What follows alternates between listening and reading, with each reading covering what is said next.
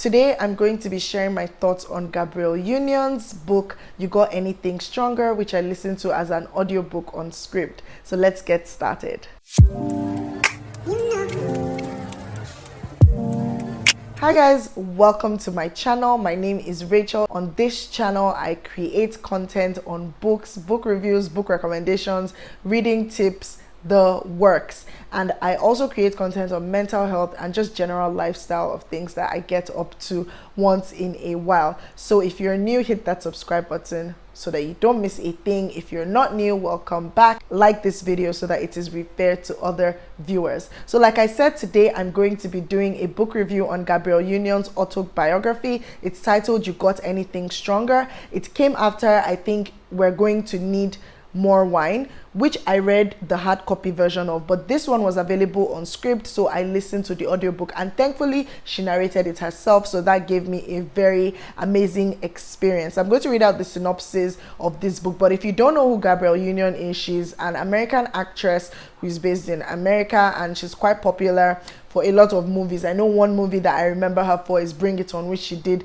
a while back, and I think she recently started doing a series of Did That One End, something Mary Jane. Is it Becoming Mary Jane or Being Mary Jane? Something like that. Anyway, she's married to Dwayne Wade. They have one child who is the funniest person on the planet. I follow their Instagram, so I see them a lot. She has one child called Kaale, and then she sort of, I don't want to call it co-parent, but she's a stepmom to Dwayne Wade's other children. So yeah, that's basically who Gabrielle Union is. Let me read out the synopsis of this book.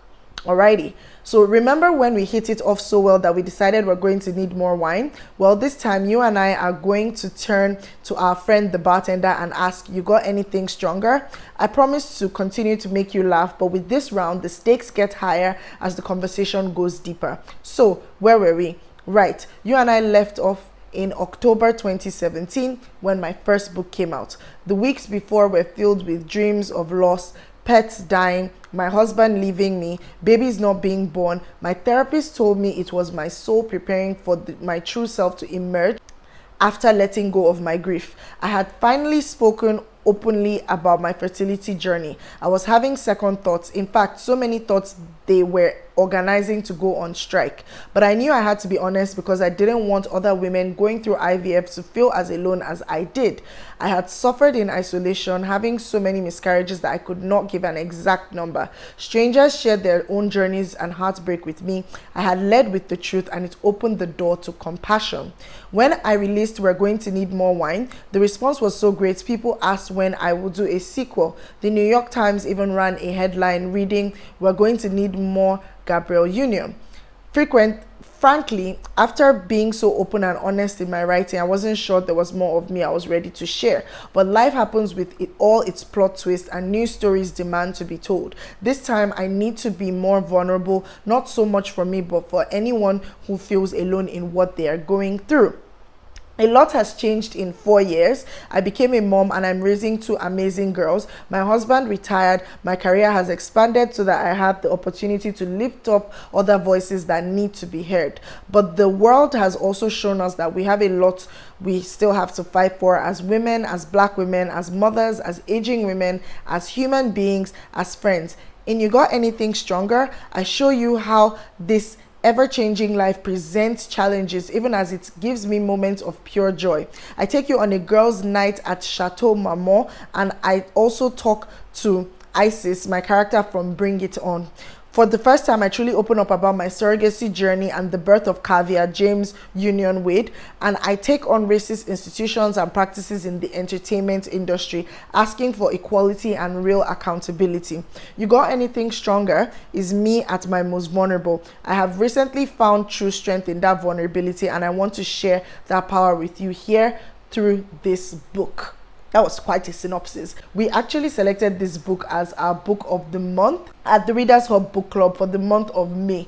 And so I'd read halfway by the time it was time to discuss the book club meet. But yeah, I actually liked this book. I think one thing that stood out for me was just Gabrielle Union's raw self and her vulnerability. She was proper raw and proper real. In fact, as soon as you start the first chapter, she jumps right into it, talking about her surrogacy journey. Funny enough, I was telling somebody at the book club that I didn't even it wasn't just in my head that she didn't have this baby, Caviar, right? And that they used this surrogate. I remember when Caviar was born, I remember how, you know, there was this huge fuss about it, but I don't even remember seeing her pregnant and everything, and she really did open up a lot about that. And one thing that struck me about Gabrielle Union, which I guess I didn't really know about before, was just how much she admitted to seeking a lot of external validation, of wanting to be pregnant, of how she had even also sort of, I don't want to say looked down, but she had sort of like dismissed the idea of, you know, surrogacy, and she felt like women who have children through surrogacy, you don't really have that thing where you're pregnant, you don't know if you're going to bond with your child because you're not the one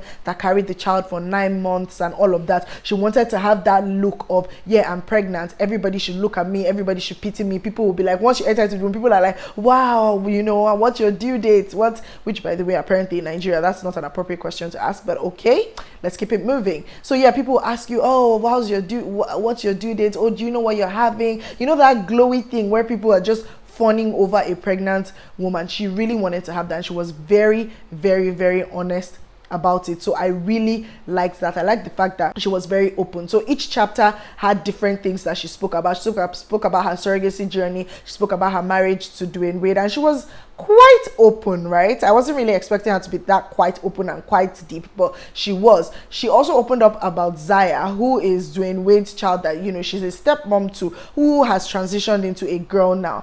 And, you know, yes, I had my own reservations, but I mean, it's Gabrielle Union's story at the end of the day. I had my own somewhat reservations about some of the things that she had said, because this is somebody who is literally transitioning into a girl at age 8. And so for me, the questions that came up were, at what point are people parents and not just friends? I mean, granted, she's her stepmom, but I guess they all live in Dwayne Wade's house, right? So she's more of a mother figure to the child. And for me, it just raised that question of, at what point are parents being parents and, you know, not just being friends? So yes, you want to be able to create a safe environment for your child to be able to come and talk to you about anything in the world, right? You also want your child to feel like as if they have a friend in you. But at the end of the day, you're also that child's parent. So if a child comes to you at 8 and is talking about how they're a boy and they've always known they wanted to be a girl, you know, to what extent can parents really say, oh no, you're too young for that, and let's shut it down, and then we keep on moving? Or like, oh, you know what, okay, yes, this is my child, we're going to stand by my child, and this is what is going to happen. So because in recent times, I even saw a story about a 2-year-old who is twins with her brother, a 2-year-old girl, and the girl literally mimics everything her brother does. So when her brother wears boy clothes, she literally mimics her brother, and then they said, oh, she's trying to transition into a boy child. And for me, it raises so many questions, and it raises so many I think concerns in my head as to what extent, because it's something that I actually like to hear different views on. To what extent, as parents, can people actually say, oh, you know, you're too young, especially for things that have to do with transitioning to another gender? And then what about if you grow up and you feel like, oh, this was a mistake, you can go back? She actually addressed that. Or if you grow up and you feel like this was a mistake, you can always go back, you know, and stuff like that. Which, I mean, hey, it's her story, but I guess she was very open with the whole process, even all the hatred that they got. At the end of the day, I like the fact that no matter what they decided to do, they actually stood by their child. Because, I mean, and they're not like ashamed of the child and trying to put the child in some closets because they're ashamed of the child.